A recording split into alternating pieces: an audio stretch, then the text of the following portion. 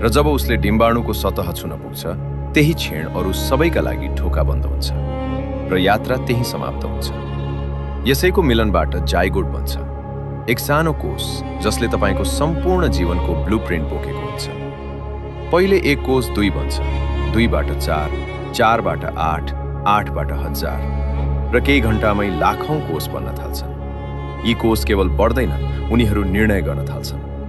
कुन कोष दिमाग बन्ने, कुन हृदय, को छाला र कुन फोक्सो। कोषहरू मिलेर तन्तु बन्छन्, तन्तुहरूले अङ्ग बनाउँछन्, अङ्गहरूले सम्पूर्ण मानव शरीर तयार गर्छन् र 9 महिनापछि एउटै कोषबाट सुरु भएको यात्रा जीवनको रूप लिएर जन्मिन्छ। यथार्थ कुरा, तपाईँ कुनै दिन एक सानो कोष मात्रै हुनुहुन्थ्यो। आज तपाईँ सोचिरहनु भएको छ, महसुस गरिरहनु भएको छ र यो भिडियो हेरिरहनु भएको छ। त्यसैले नेपाल एबललाई फलो र सब्स्क्राइब गर्नुभएको